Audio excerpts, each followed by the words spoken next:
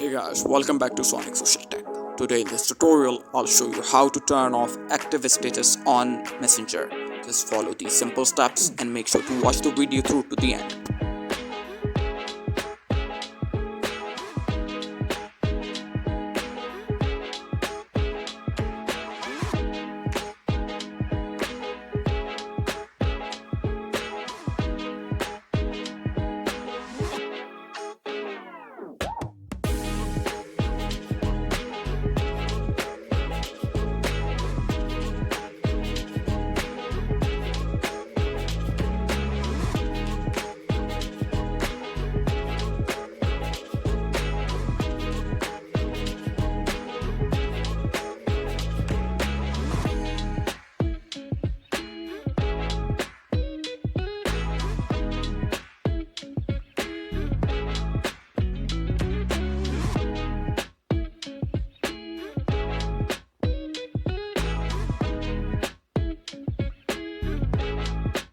Thank you for watching. Make sure to like and subscribe.